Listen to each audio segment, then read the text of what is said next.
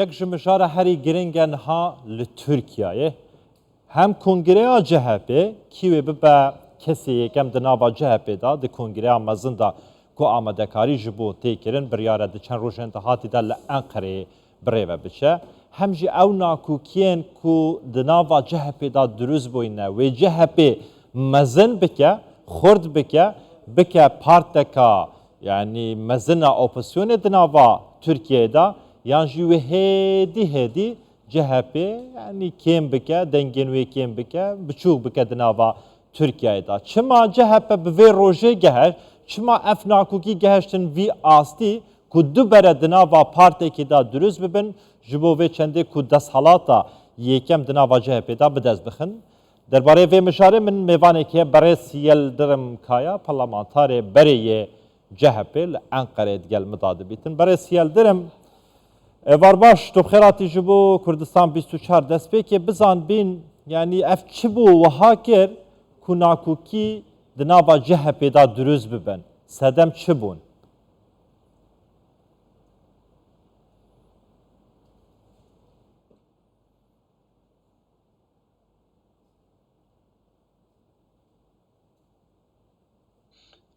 Cumhuriyet Halk Partisi بله پارتیا گلا کوماری پارتیا که کو خودی 100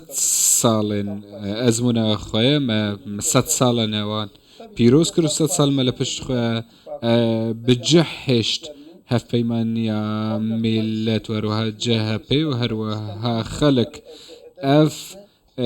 نتیجه کو خواستند و هل بجارتنه دا نکاری بدز بخه جیب و اگر نقاشان گوتو بیجان لی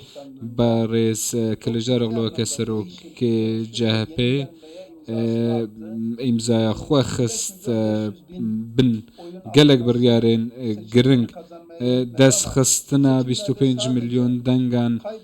کم بو لی اوین کو واندا کر تاني كمال كلجار اغلو CHP نبو بلكو اوين دن جيبون لي اف بروباغندا ناين قبول كرن كو بيجن تاني كمال كلجار اغلو تاني واندا كر حفت كسندن كو نامزد بون ببن جيگري سرو كوماروانا جي واندا كر از اتفاقك دامزراوي نبو چونكو 213 بندن وی هبون و هروها و بندات بون گوتو بیش کرن و هروها اوین کو نامزد بون جبو سرو کومار و هروها جگریا سرو کوماری امزای خواه دابون وی دمه چه کشن نبون لی گوهرتن نا اوین کو دخوستن گوهرتن جواز چه بن ام لهم بروی اکینه با اوای که زلال وی که دبیجم دنوا CHP ده آشتی دموکراسی عدالت برخودن جبوان دنوا پارتی دولت دروی پارتی هبویه لی ایرو دنوا وی دمی گرنگ ده دما کنم زدتین جواز بن اوه زنگینیه که جبو حزبه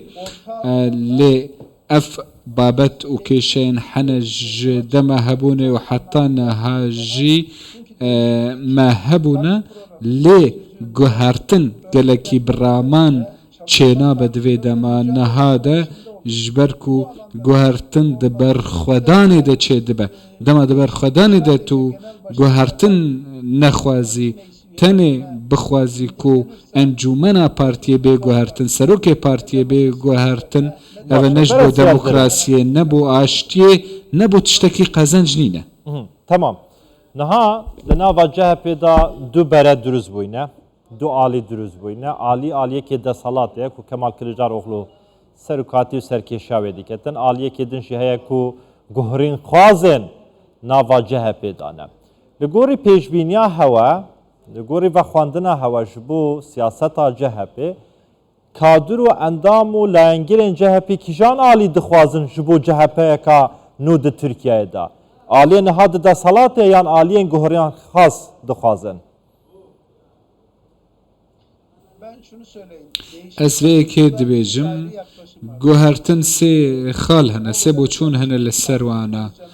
سروک بولوی کو داخواز دکر و هروا ئیمامۆغڵۆ ژی یا دووەمە و هەروەها ئەڤێن کو لەگەل ئۆزگور ئۆزەلن ئەوان دەست پێ کردە ئەف سێ بۆ چوون هەنە لێ ئۆرسەنجی هەروەها جەیهان ئەنەرژی ئەڤێن ژی دکارن بن سەرۆکێن پارتیێ و هەروەها نەهاژی ئەف دڕووما کودجە هەپێدەیە کەمال کلژدارۆغڵۆیە ئەسوەها دەبینم کو کلژدارۆغڵۆ دکارەوەی کەشتێ بگەینە لیمانێکی ئارام و لە سیویەکێ ئادارە ژیوێ هەر ئەو بمینە سەرۆکێ پارتیێ Doğal delegelerle و delegemiz olacak. 1300 küsür delegemiz olacak. ئەمێ گەلک لقێنمە کو 1300 لقێنمە دەبن و هەروەها کۆنفرانسەکی مەزن ئێمە دەبە دنەوە گۆتوبێژاندا هەروەها نەقاششاندا ڕەنگە گوهارتنامە لەسەر جوات ئەنجومەنە جەهەپێ ببە لێ نامزە تێمە کو کەمال کلژدارۆغڵۆ سوها دەبینم کو ئەنجومەن وێوی هەلبژێرە جارەکەدن و ببە سەرۆکێ جەهەپەیە لێ ئەف خەلکێن کو دخوازن گوهارتنان بکن وێ مجادلە ئەوان بەرخۆدانەوان ئەو بیک و بکەوە ناوە ئەنجومەنێ لێ گوهارتنە ئەسل پشتی هەلبژارتنین جواتا باژێرڤانیان تورکیەوێ چێ ببە ژبەرک و ئەم وێ کۆنگرەیەکێ بکن پشتی وەیەکێ ئەو گوهارتنین کۆ دەهێن کردن سەرۆکێ جەهەپێ ئەندامێن وێ دە ئۆرگانن دندێن حەزبێدە ئەسوها دەبینم کو ئەو گوهارتن بە تەواهی وێ پشتی سیویەکی ئازارێ ببن و دوێ دەمێدە وێ سەرۆکێ جەهەپێ کەمال کلژدارۆغڵۆ حتا هەلبژارتنین باژێرڤانیان بمینە و پشتی وەیەکێ وێ گوهارتن بهێنەکردن و وێ جەهەپە جارەکەدن خوا ئامادە بکە بە ئاوایەکێ نوژ بۆ هەلبژارتنین بین جارەکەدن یەن سەرۆکاتیە کۆماریە تورکی تەگوت کونها هەم تورکیە هەم جەهەپە لە هەمبەر هەلبژارتنە کا چارەنویساسێک و هەلبژارتنە شارەداریانە دروستبوونا دوو بەرەیان ناکۆکیان دناوە جەهەپێدا وێ باندوری لەسەر دەنگên CHP dürüst bike ya ne de helbişartınanda ve dengin xwawinda bike?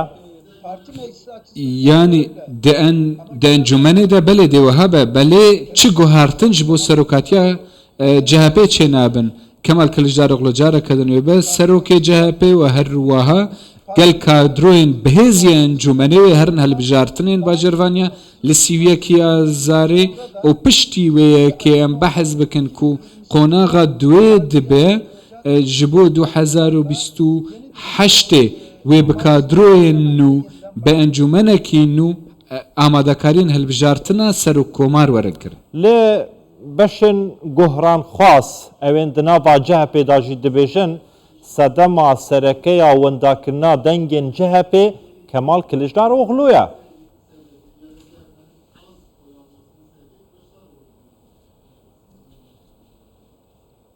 şimdi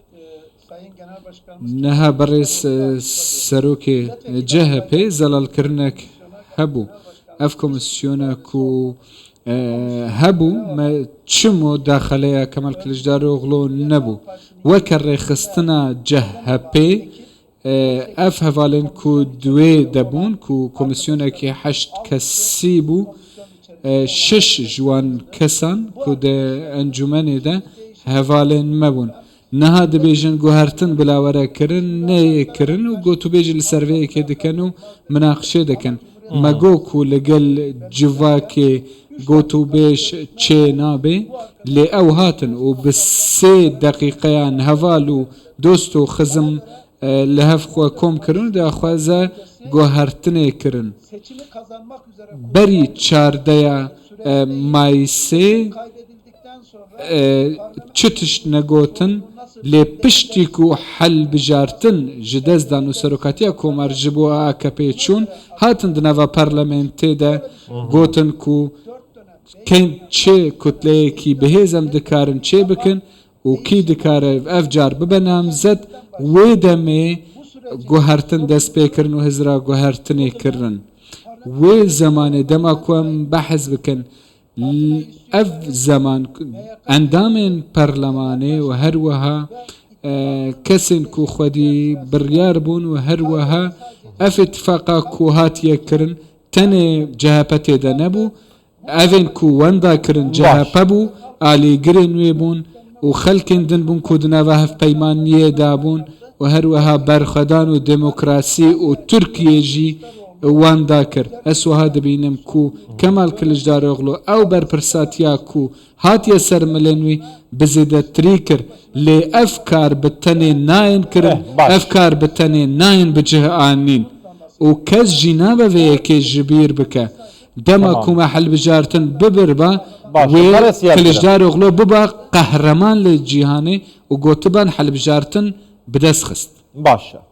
te got ku CHP parteka xwedî dîrok e 100 salên xwe derbas kirîne di Tirkiyeyê de 100 saliya xwe derbas kiriye.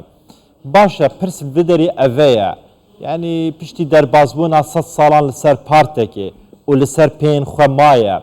Yani sedemên wendakirina dengên CHP di nihaya Tirkiyeyê de çi ne?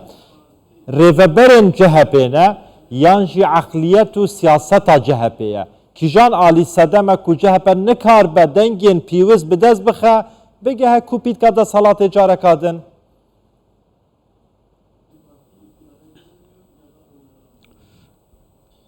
Cumhuriyet Halk Partisi'nin iktidar olduğu dönemlere bakarsak dema temaşe bikin demê CHP xwedî desalat bû li Tirkiye her tişt baş bû ev kêşeyên ku hebûn kêşeyên demokrasî kêşeya aştiyê kêşeya Kurdî kêşeya karkeran